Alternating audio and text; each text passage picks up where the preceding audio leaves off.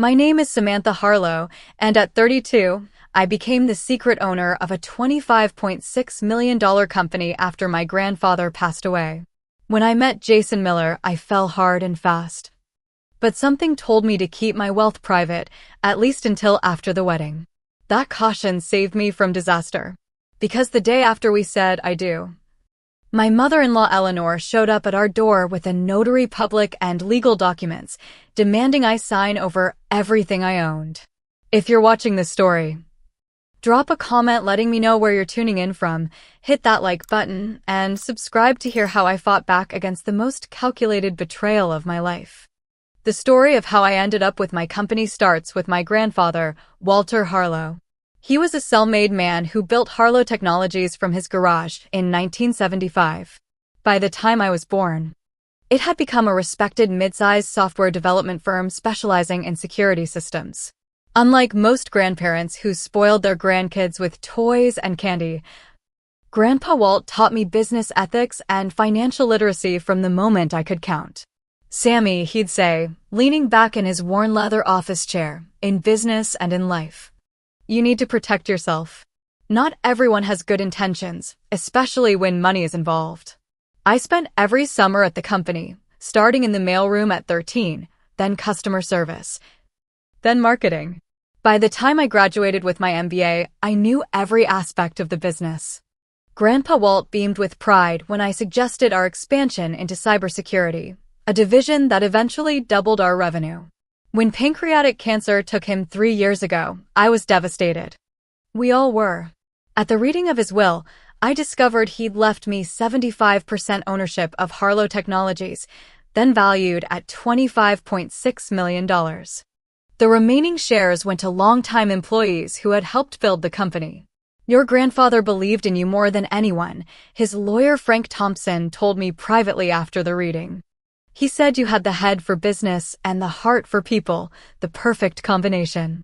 Taking over as CEO was intimidating, but I channeled my grief into honoring his legacy. I kept a low profile in my personal life, no flashy cars or luxury apartments that would broadcast my wealth. I lived comfortably but modestly in a downtown loft, drove a 3-year-old Audi, and continued my grandfather's tradition of anonymous philanthropy. It was at one of these charity events, a gala for children's literacy, where I met Jason. I donated a significant sum but requested no recognition. While I was admiring the artwork created by program participants, a tall man with kind eyes approached. "Beautiful, aren't they?" he said, gesturing to a colorful painting. "One of my students created that. I teach 4th grade at Lincoln Elementary." His name was Jason Miller. 34, never married, dedicated to education. He had an easy laugh and a genuine way of listening that made me feel truly seen. When he asked about my work, I gave my standard answer. "I manage investments for a technology firm." Not a lie, but not the whole truth either. Our first date was coffee at a local cafe, where he insisted on paying despite my subtle attempts to pick up the check. Our second was a hike through Morton Nature Preserve where we talked for hours about books, dreams, and our families. Jason was close with his mother Eleanor, who had raised him alone after his father abandoned them when Jason was just 10. "She sacrificed everything for me," he explained as we watched the sunset from a scenic overlook. "Worked 2 jobs to put me through college. We're all each other has had for a long time." His dedication to his mother touched me. Family loyalty was something my grandfather had valued deeply. By our 5th date, I was falling hard.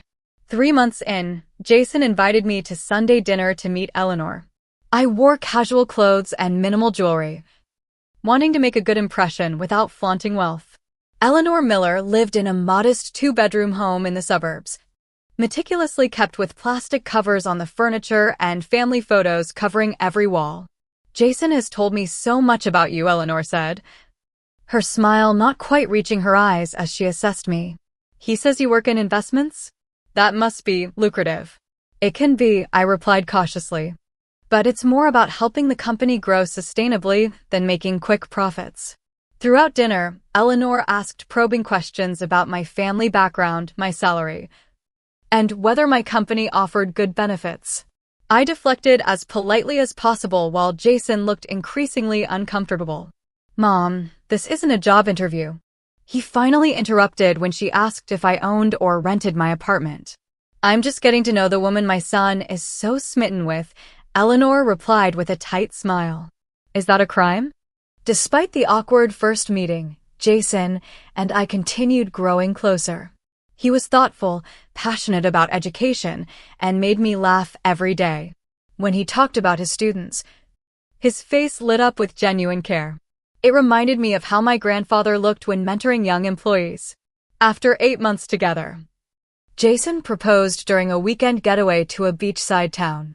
We were walking along the shore at sunset when he dropped to one knee, presenting a modest but beautiful diamond ring. Sam, I know this seems fast, he said nervously, but when you know, you know. I want to build a life with you. Will you marry me? I hesitated briefly, thinking of my grandfather's cautionary advice about protecting myself. But looking into Jason's earnest eyes, I pushed those concerns aside. Yes, I whispered, tears forming. Yes, I will. As we celebrated that night, I almost told him about the company, about my actual wealth. The words were on the tip of my tongue. But something held me back, a faint warning bell I couldn't quite identify. I decided I would tell him soon, but wanted to make sure it didn't change anything between us first. After the wedding, I promised myself, once we're husband and wife, I'll tell him everything. I had no idea how fateful that decision would prove to be. The moment Jason and I announced our engagement, Eleanor appointed herself chief wedding planner. What I had envisioned as a small, intimate ceremony quickly expanded under her influence. You can't have the reception there, she'd say, dismissing my suggestions. What about the Westlake Country Club? I know it's pricey, but surely your investment job pays well enough. Every conversation somehow circled back to finances. Over brunch one Sunday, while Jason was picking up coffee refills, Eleanor leaned in conspiratorially. Have you two discussed joining accounts after the wedding? She asked. I've always believed marriage means sharing everything. No secrets, especially about money. We haven't decided yet, I replied carefully. We both value some financial independence. Eleanor's smile tightened. Independence is for single people, Samantha. Marriage is about becoming one unit. The red flags continued mounting. One afternoon, I stopped by Jason's apartment while he was at work to drop off some paperwork for our marriage license. Eleanor had a key, another issue I planned to address after the wedding, and was supposedly there to drop off a homemade casserole. I found her in Jason's home office, rifling through a stack of my documents I'd left on his desk, including investment statements for my personal accounts, separate from Harlow Technologies. Oh, she's startled, quickly rearranging the papers. I knocked over these while dusting. Such a mess. The statements had been neatly organized in a folder she couldn't have knocked over. I said nothing but made a mental note to be more careful with my paperwork. 2 weeks later, I overheard a conversation that sent ice through my veins. I had arrived early to Jason's apartment for dinner and was about to knock when I heard raised voices inside. Mom, you need to stop pushing, Jason was saying. Sam and I will figure out our finances ourselves. I'm only thinking of your future, Eleanor insisted. You've struggled with student loans for years while she's clearly doing well. Marriage means her money becomes family money. That's how it works. That's not why I'm marrying her. Of course not, sweetheart, Eleanor's voice softened. But there's nothing wrong with ensuring financial security in your marriage. Just talk to her about joint accounts after the wedding. Once everything's legal, you'll both be protected. I backed away from the door, my mind racing. Was Jason marrying me for money? The money he didn't even know I had? Or was Eleanor manipulating him? That night, I called my best friend Katie Lawrence, who had been suspicious of Eleanor from the start. I don't know if I'm being paranoid, I confessed after relating the conversation and other incidents. You're not paranoid, you're perceptive, Katie said firmly. Eleanor sees you as a meal ticket for her and possibly for Jason too. Have you told him about the company yet? No, I admitted. I was waiting until after the wedding. Don't, Katie advised. I know you love him, but something feels off. Protect yourself first, then see if he's worth trusting with the truth. The next day, I called Frank Thompson, my grandfather's lawyer who now handled my business affairs. I need to make sure my assets are protected before my marriage, I explained. Especially the company. Frank immediately scheduled a meeting. Your grandfather would be proud of your caution, he said as we reviewed options. Many people let love cloud their financial judgment. We established an irrevocable trust for my company shares, created prenuptial agreement drafts, though I hadn't decided whether to present them to Jason, and ensured multiple layers of legal protection. If anyone, including a spouse, tried to claim ownership of Harlow Technologies, they'd face a legal labyrinth designed to protect my grandfather's legacy. This feels deceptive, I confessed to Frank. Shouldn't marriage be about trust? Trust is earned gradually. He reminded me. Your grandfather didn't even tell his own wife about certain business details until they'd been married 10 years. Protect the business first. Then share information with Jason when you're ready. As the wedding approached, my anxiety increased. I caught Eleanor making comments to relatives about Sam's important business connections and how Jason was marrying into a comfortable situation. Each remark strengthened my resolve to keep my wealth private until I could be certain of both Jason's and Eleanor's intentions. The night before our wedding, as tradition dictated we spend apart, I lay awake wondering if I was making a mistake. Not about Jason, I truly loved him, but about starting our marriage with such a significant secret. The weight of my $25.6 million company hung over me like a storm cloud on what should have been the happiest time of my life. After the ceremony, I promised myself again, once we're married, I'll find the right moment to tell him everything. Little did I know that Eleanor already had plans of her own. Our wedding day dawned with perfect September weather, sunshine, blue skies, and just enough breeze to rustle the autumn decorations. I'd chosen a simple but elegant dress, nothing too extravagant despite Eleanor's persistent suggestions for something more dramatic, befitting your position. The ceremony was scheduled for 4 p.m. at Riverside Gardens, a beautiful outdoor venue that wouldn't break the bank for someone on a teacher's salary. I'd insisted on splitting costs evenly, though in reality, I anonymously covered most expenses through a wedding planner sworn to secrecy. Katie arrived at my hotel suite early to help with preparations, bringing champagne and a steady stream of encouragement. You look stunning, she said as the makeup artist finished her work. Are you ready for this? I think so, I replied, smoothing invisible wrinkles from my dress. I love Jason. The rest we can figure out. And have you decided when you'll tell him about Harlow Technologies? I nodded. During our honeymoon. We're staying at Lakeview Resort, nothing flashy, but private. I'll explain everything then. Including why I kept it secret. Katie squeezed my hand. For what it's worth, I think Jason really does love you. It's just his mother I don't trust. She'll be my mother-in-law after today. I reminded her. I need to find some way to make peace with Eleanor. Good luck with that, Katie muttered. At the venue, everything looked perfect. Wildflowers and lanterns lined the aisle, and the setting sun would provide a gorgeous backdrop for our vows.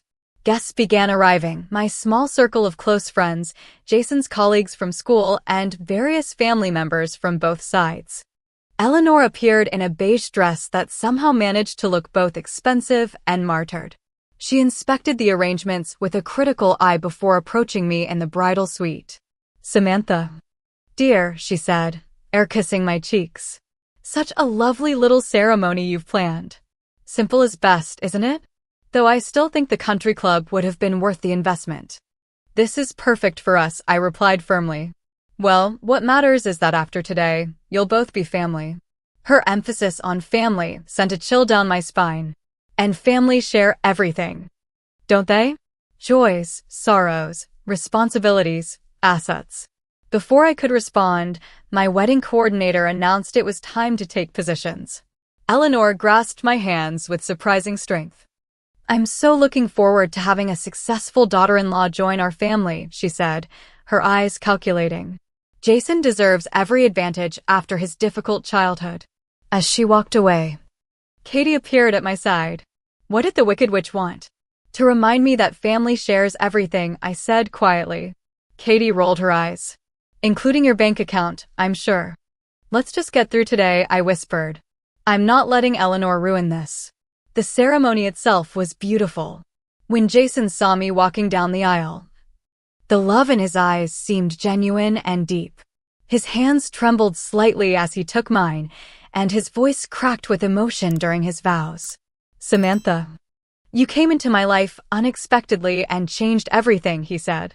I promise to stand by you, support your dreams, and be the partner you deserve. My heart is yours, completely and forever. I believed him in that moment. Whatever Eleanor's schemes might be, Jason's love felt real.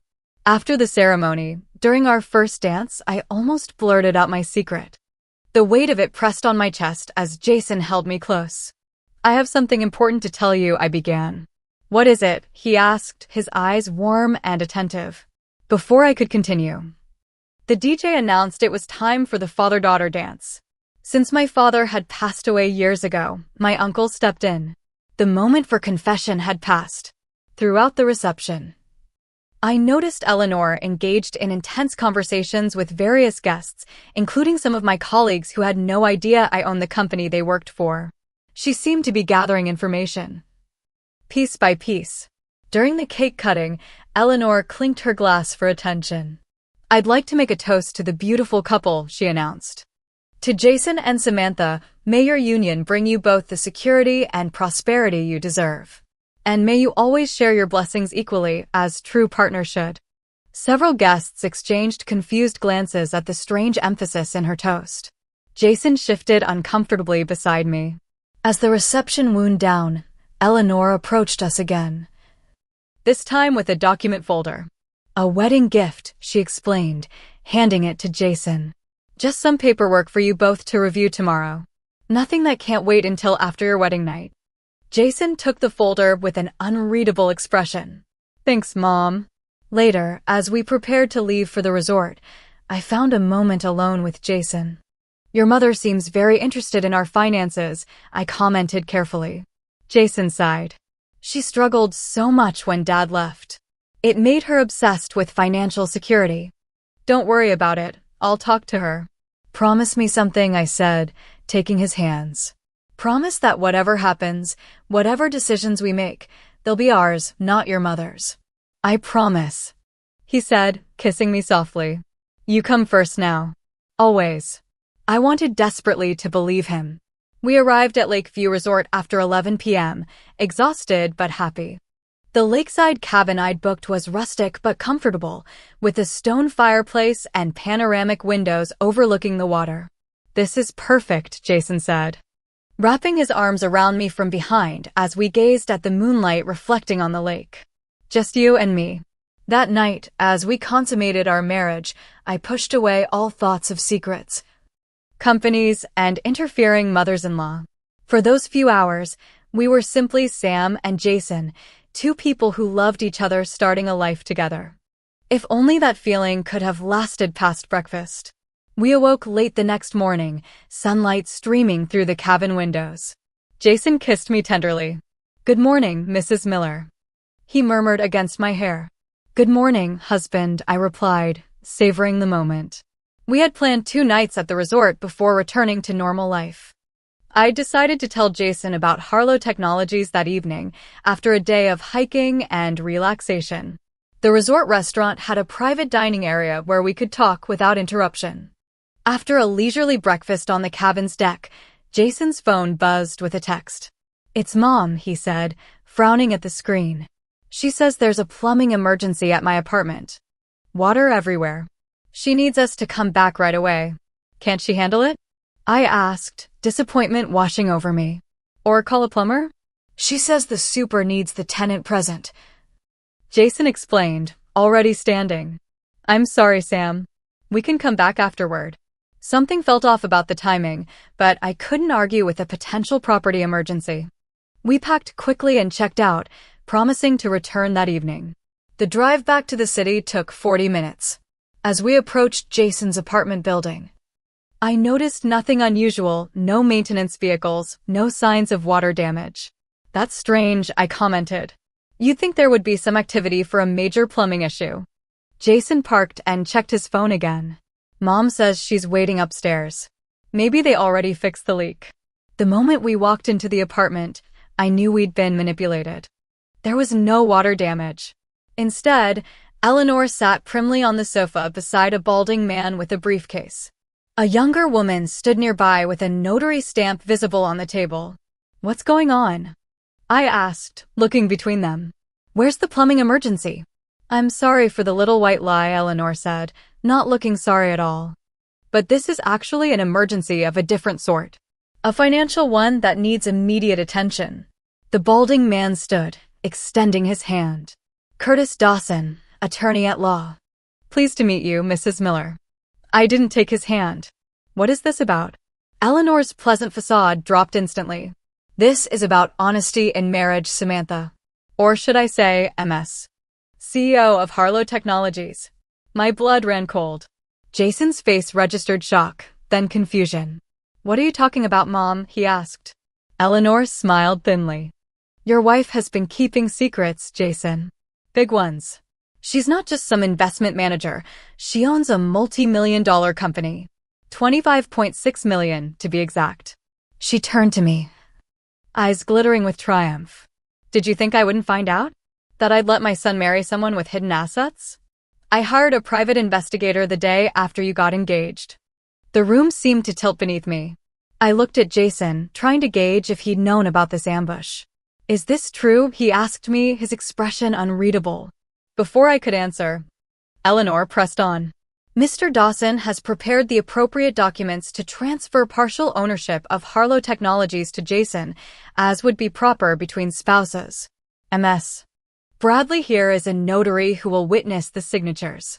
She gestured to the stack of papers on the coffee table. "Now that you're legally married, it's time to combine assets properly." I found my voice at last. "You arranged all this? A fake emergency to ambush me with legal documents? And you expect me to just sign over my company? Not the entire company." Curtis Dawson interjected smoothly. "Just 50% ownership, which is standard in marital property." "There is nothing standard about this," I said, anger replacing shock. "And it's not how marital property works in this state." I turned to Jason, whose face had paled considerably. "Did you know about this?" He hesitated just long enough for my heart to crack. "I knew Mom had concerns about your finances. She mentioned discovering you had more assets than you disclosed. But I didn't know about this meeting." "Not exactly." "Not exactly?" I repeated incredulously. "What does that mean?" Eleanor cut in. "Jason and I discussed the importance of financial transparency after marriage. He agreed you should share your assets with him." "Is that true?" I demanded, looking directly at Jason. He ran a hand through his hair, clearly uncomfortable. "Mom said it was strange you were so secretive about your job. She thought you might have some savings you weren't disclosing. I agreed we should be open about finances, but I never asked for this." He gestured at the papers. "But you discussed it." I said flatly. "You and your mother talked about getting access to my money." "That's not how it was," Jason protested weakly. Eleanor stood, impatient with our exchange. "Enough drama. The fact is, you concealed significant assets before marriage. Now it's time to rectify that oversight." She picked up a pen and held it out to me. "Sign the papers, Samantha. It's what's best for everyone." I laughed without humor. "Best for everyone? Or best for you, Eleanor?" "For the family," she insisted. "Jason deserves security after everything he's been through." "And you think taking half my company provides that security?" I asked, my voice dangerously calm. "The company my grandfather built from nothing and entrusted to me. Technically." Curtis Dawson interjected. "These documents would transfer 25% to Jason and 25% to a family trust that would benefit both Jason and Eleanor in case of." "That's enough," I cut him off. Turning back to Eleanor. "You want half my company in your control. Let's be perfectly clear about what's happening here." Eleanor's mask slipped completely then. "You owe it to this family. Do you think I'd let my son marry someone who could walk away with millions while he's left with nothing?" "Sign the papers." The notary, Ms. Bradley, looked increasingly uncomfortable. "Perhaps I should come back another time," she suggested, reaching for her stamp. "Stay right there," Eleanor commanded.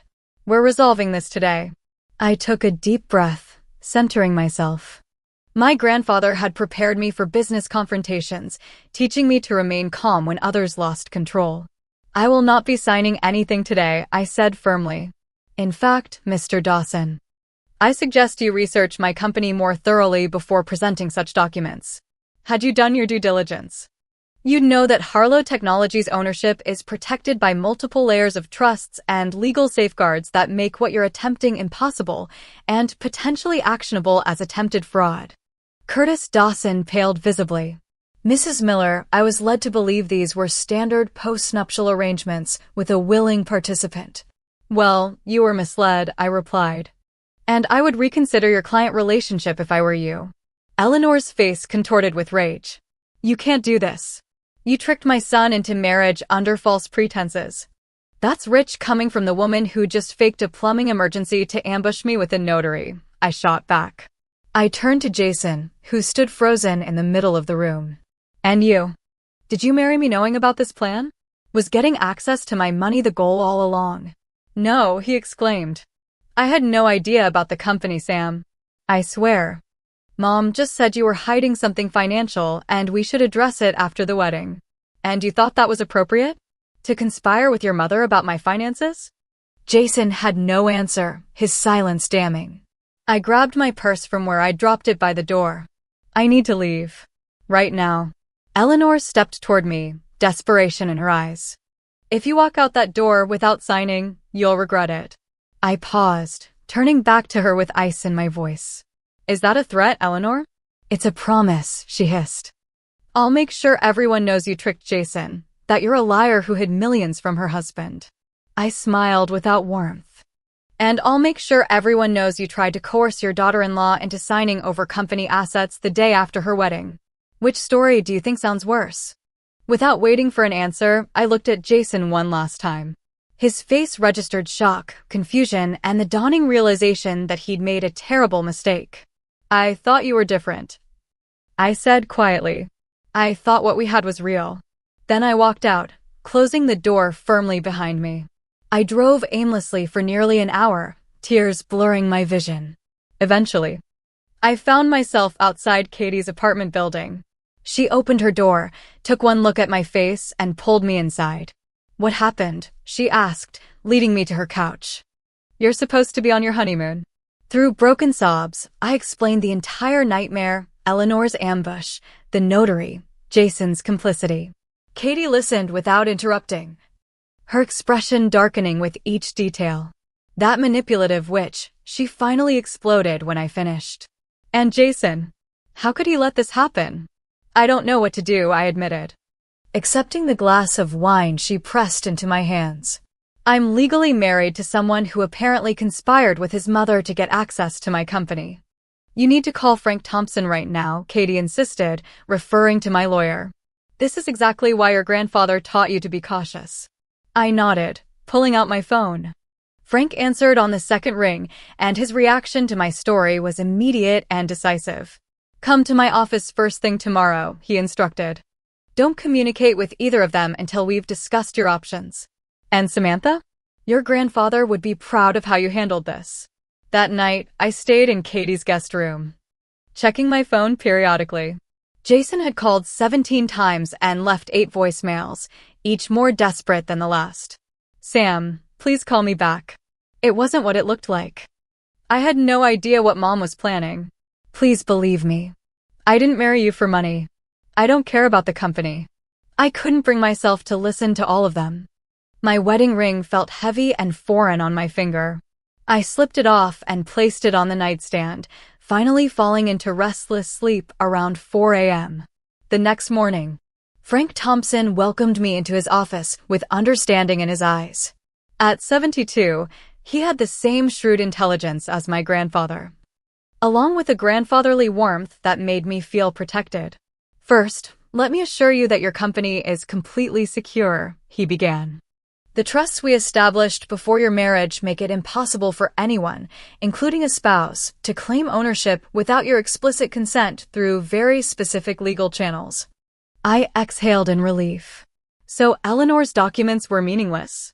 Worse than meaningless, Frank confirmed. What she attempted could potentially be considered attempted fraud or coercion. If you wanted to pursue legal action. I don't, I said quickly. I just want this nightmare over with. Frank nodded. Then let's discuss your marriage. You have several options. None of them pleasant, I'm afraid. He outlined the possibilities. Immediate annulment on grounds of fraud, if I could prove Jason married me intending to gain access to my assets. Divorce, which would be messy but straightforward since the marriage was so brief, or attempting reconciliation with clear legal boundaries in place. What would you do? I asked him after he finished. If your daughter were in my position. Frank removed his glasses, polishing them thoughtfully. I'd want to be absolutely certain about Jason's involvement before making any permanent decisions. He may be a victim of his mother's manipulation too. But he knew something, I insisted. He admitted they discussed my finances. Many people discuss finances before marriage, Frank pointed out gently. The question is whether he intended to defraud you or was manipulated by Eleanor. Only you can determine that, Samantha. I left Frank's office with a plan to take a week's leave from Harlow Technologies to sort through my personal crisis. My assistant was told only that I was extending my honeymoon leave due to personal matters. Back at Katie's apartment, I found 3 deliveries waiting: flowers, a handwritten letter, and a small package, all from Jason. The letter was 8 pages of explanation and apology. I read it twice, trying to discern genuine remorse from damage control. Mom has always been obsessed with financial security, he wrote. After she met you, she became convinced you were hiding something. She kept suggesting you might be in debt or have financial problems you weren't disclosing. It never occurred to me you might be wealthy. I just thought Mom was being paranoid and overprotective as usual. He claimed he'd agreed to discuss finances openly after the wedding, but had no knowledge of Eleanor's plans with the notary. The package contained his copy of our marriage certificate and the key to his apartment, symbolic gestures of placing control in my hands. It all sounds convenient. Katie commented when I showed her the letter. He gets to blame everything on Mommy dearest. But what if he's telling the truth? I asked. What if he really is just caught between his manipulative mother and me? Katie sat beside me on the couch. There's only one way to find out. You need to talk to him on your terms. Not his or Eleanor's. After 3 days of soul-searching, I texted Jason, we need to talk. Bring your mother. Tomorrow, 2 p.m., Thompson Legal Offices downtown. This is non-negotiable. His response was immediate, we'll be there. Thank you for giving me a chance to explain. I spent that night reviewing everything I knew about Jason, searching for signs I might have missed. Had there been indications of his true character that love had blinded me to? Or was he truly the good man I believed I'd married, just with an unhealthy attachment to his manipulative mother? The next morning, I met with Frank to prepare for the confrontation. I need to know exactly where I stand legally and what my options are going forward, I explained. You're in a position of strength, he assured me. Don't forget that. They have no leverage except your feelings for Jason. At exactly 2 p.m. Frank's assistant showed Jason and Eleanor into the conference room. Jason looked terrible, unshaven, dark circles under his eyes, clothes wrinkled. Eleanor, by contrast, was immaculately dressed, though her pinched expression betrayed her displeasure at the setting. Frank introduced himself as my attorney, causing Eleanor's eyebrows to shoot up. You already had a lawyer ready to ambush us? She accused. I knew you were calculating. Ms. Miller, Frank said coolly, given that you arranged a notary and attorney to surprise my client the day after her wedding. I suggest you reconsider your position on who is calculating in this situation. Eleanor bristled but fell silent. Jason hadn't taken his eyes off me since entering the room. Sam, he began. I can't tell you how sorry. I raised a hand to stop him. Before anyone says anything else, I want complete honesty about what happened. Both of you need to understand my position. I took a deep breath. Yes, I own Harlow Technologies. My grandfather left it to me 3 years ago. Its current valuation is approximately $25.6 million, and I serve as CEO. I kept this information private while dating because my grandfather taught me to be cautious about people's intentions when wealth is involved. I looked directly at Eleanor. It seems his caution was warranted. If you had been honest from the start, Eleanor began, but Jason cut her off. Mom, stop. Just stop. He turned to me. Sam, I had no idea about any of this. About the company, about your wealth, none of it. And I definitely didn't know Mom had hired a private investigator or arranged that ambush with the notary. Eleanor scoffed. We discussed her secrecy multiple times, Jason. I told you she was hiding something. You made it sound like she might have debt or financial problems. Jason shot back. You never once suggested she was wealthy. You led me to believe we needed to address potential financial issues after the wedding, not orchestrate some bizarre corporate takeover. Their argument laid bare the dysfunction in their relationship. While they bickered, Frank discreetly slid a note in front of me. This appears genuine. He seems as blindsided as you were. Finally, I'd heard enough. Stop, I commanded, and both fell silent. Eleanor, I have one question for you. Why? Why go to such lengths to get access to my company? Eleanor's composure slipped. Just for a moment. In that brief flash, I saw desperation in her eyes before she masked it. I was protecting my son, she insisted, making sure he wasn't being taken advantage of. By orchestrating a scheme to take half my company? I pressed. That doesn't sound like protection. It sounds like theft. You don't understand, Eleanor said, her voice suddenly weary. When Jason's father left, he took everything. I worked 3 jobs to keep us afloat. I swore I'd never let Jason experience that kind of insecurity again. Mom, Jason said quietly. What aren't you telling us? Eleanor's carefully maintained facade crumbled. I'm in debt, she finally admitted. Significant debt. Medical bills from my cancer treatment 5 years ago. Plus the second mortgage I took out to help pay for your student loans. Jason looked stunned. You told me insurance covered your treatment. And I've been paying you back for school. Not enough. Eleanor whispered. The interest keeps growing.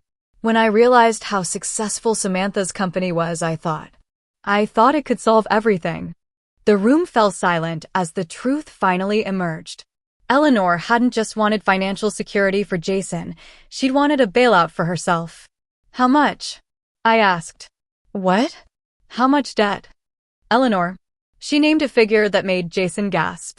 It was substantial, life-alteringly so for someone on a fixed income, but a drop in the bucket compared to Harlow Technology's worth. So this was never about Jason, I said quietly. It was about using my company to solve your financial problems. Eleanor had no response, her years of manipulation finally exposed. I turned to Jason, who looked shattered by his mother's revelations. And now I need to know where you stand. Not just about this situation, but about us. About our future, if we have one. Jason met my gaze directly. I love you, Sam. I married you because I love you, not for your money, not for your company, not to solve my mother's problems. I'm horrified by what happened. And I'll spend the rest of my life making it up to you if you'll let me. Then he turned to Eleanor. But Mom, this relationship between us has to change. What you did was wrong on every level. If Sam gives our marriage another chance, you need to understand that she is my priority now. Eleanor's face crumpled at her son's words, decades of codependence challenged in an instant. The choice now lay squarely with me, walk away from a man I loved because of his toxic relationship with his mother, or try to rebuild on shaky foundations. I need some time, I finally said. This isn't a decision I can make today. As we prepared to leave, Eleanor approached me hesitantly. For what it's worth, I am sorry. Not just for getting caught, but for what I tried to do. Desperation makes people do terrible things. It wasn't enough, not yet. But it was a start. 2 weeks passed without a resolution. I moved back to my loft, returned to work at Harlow Technologies, and tried to make sense of my suspended life. Jason and I communicated sporadically through carefully worded texts, neither of us ready to determine our future. Eleanor, surprisingly, maintained her distance. According to Jason, she had finally admitted herself to credit counseling and was working with a financial advisor to address her debt situation. She's actually seeing a therapist too, Jason told me during one of our brief phone calls. Something she refused to consider for years. I wanted to believe people could change. that relationships could heal from betrayal. But the memory of that ambush with the notary kept replaying in my mind. One evening, Frank Thompson called with an unexpected update. "Eleanor Miller has requested a meeting," he informed me. "With you, Jason, herself, and both our legal representatives present." "Why?" I asked warily. "What could she possibly have to say now?" "She didn't specify," Frank replied. "But she was insistent it would be worth your time." Against my better judgment and Katie's explicit advice, I agreed to the meeting. We gathered once again in Frank's conference room the following afternoon. This time, Eleanor was accompanied by a kind-faced woman who introduced herself as Patricia Walton, a family therapist specializing in financial trauma. "Thank you for agreeing to meet," Eleanor began, her usual commanding presence notably subdued. "I've spent these past weeks doing some painful self-examination with Patricia's help." She placed a folder on the table but didn't open it. "Before I say anything else, I want to apologize, truly apologize for my actions. What I did was inexcusable. I betrayed your trust, violated your privacy, and tried to manipulate both you and Jason for my own benefit." I remained silent, waiting for the other shoe to drop. "Patricia has helped me understand that my financial anxiety after Jason's father left created unhealthy patterns that I've maintained for decades," Eleanor continued. "I became obsessed with controlling financial outcomes, even at the expense of relationships." Jason watched his mother with a mixture of hope and wariness. This vulnerable version of Eleanor was clearly new to him too. "The truth is," Eleanor said, opening the folder, "I came today to offer you this." She slid a document across the table. It was a formal, notarized statement renouncing any claim or interest in Harlow Technologies or any of my personal assets, now or in the future. "I also want you to have this," she added, pushing forward a sealed envelope. "It's a full accounting of my financial situation, all debts, accounts, everything. Complete transparency." Frank reviewed the documents carefully before nodding to me. They appeared legitimate. "Why the change of heart?" I asked Eleanor directly. She glanced at Patricia, who nodded encouragingly. "Because I realized I was about to lose my son," Eleanor admitted, her voice breaking. "And no amount of money is worth that." Jason reached for his mother's hand in a gesture of support that would have been unimaginable weeks earlier. "There's something else you should know," Eleanor continued.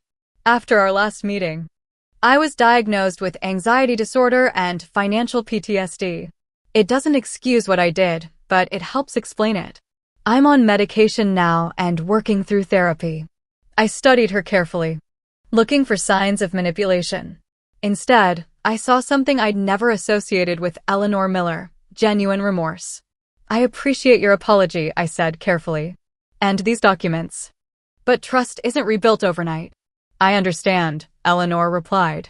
"I don't expect forgiveness. I just wanted to take responsibility and try to make amends." Jason cleared his throat. "Sam, I know my relationship with Mom has been unhealthy.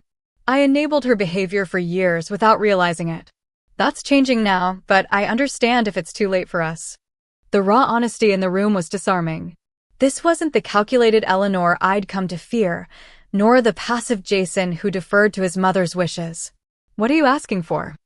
I directed my question to both of them. "A chance," Jason said simply. "Not to pick up where we left off. We can't do that. But to try again, with healthier boundaries and complete honesty." Eleanor nodded. "And I'm asking for the opportunity to earn back some measure of respect, even if trust isn't possible yet. I'm committed to continuing therapy and maintaining appropriate boundaries with both of you." Frank passed me a note. Their actions matched their words so far. "Your decision." After a moment's consideration, I made a decision of my own. "Eleanor," I began, "I appreciate your apology and these documents. They're a meaningful first step. However, I need to be very clear. My relationship with Jason is separate from my relationship with you. Whatever happens between him and me, you and I will need to rebuild from the ground up."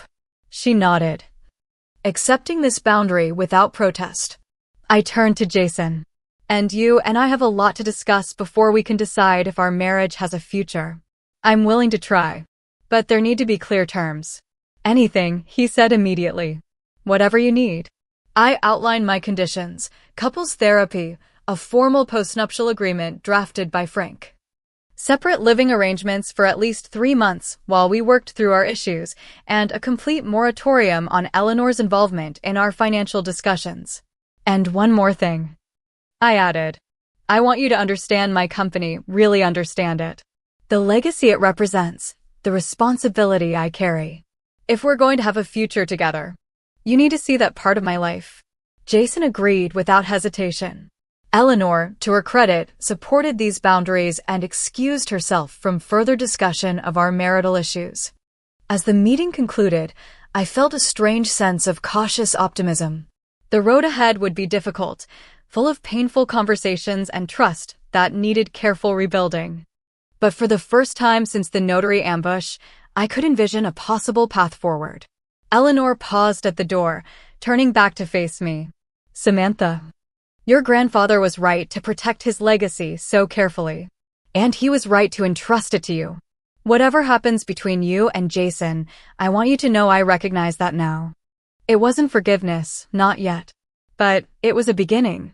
6 months after the wedding that had nearly ended before it began, Jason and I sat across from Dr. Marlene Foster, the couple's therapist who had guided us through the aftermath of Eleanor's scheme. Today marks our 20th session, Dr. Foster noted, reviewing her notes. Samantha. Jason, how would you assess your progress? I exchanged a glance with Jason before answering. Honestly, it's been the hardest 6 months of my life, but also the most transformative. Jason nodded in agreement. We've had to rebuild everything from the ground up. Trust, communication, boundaries. Some days it felt impossible. The journey had indeed been grueling. For the first 3 months, we lived separately while attending therapy 3 times weekly, individual sessions, couples counseling, and family therapy that occasionally included Eleanor. The postnuptial agreement Frank drafted had been signed without drama, protecting Harlow Technologies while establishing fair terms for our shared marital assets going forward. Eleanor had honored her commitment to maintain appropriate boundaries, continuing her own therapy and credit counseling. The breakthrough for me, I told Dr. Foster, was when Jason truly understood what the company means to me. 2 months into our separation, I had finally brought Jason to Harlow Technologies headquarters. Not as a visitor, but as someone learning the business from the ground up. He had spent weeks shadowing different departments, understanding the legacy my grandfather had built and the responsibility I carried. I never realized how personal a company could be, Jason admitted. It's not just assets or profits, it's a living legacy, something created through decades of work and vision. Watching him engage with the business, asking thoughtful questions, connecting with employees, appreciating the culture my grandfather had established, had begun the slow process of rebuilding my trust. And Eleanor? Dr. Foster prompted. How has that relationship evolved? This was more complicated. Eleanor had maintained her distance as promised, focusing on her own recovery from financial trauma and anxiety. The woman who had once orchestrated a Notary ambush now sent respectful text messages asking permission before calling. We're not close, I acknowledged. We may never be. But we're establishing a new relationship based on mutual respect rather than manipulation or suspicion. The biggest change, Jason added, is that Mom and I have established healthier boundaries. For the first time in my life, I'm not responsible for her happiness or financial security.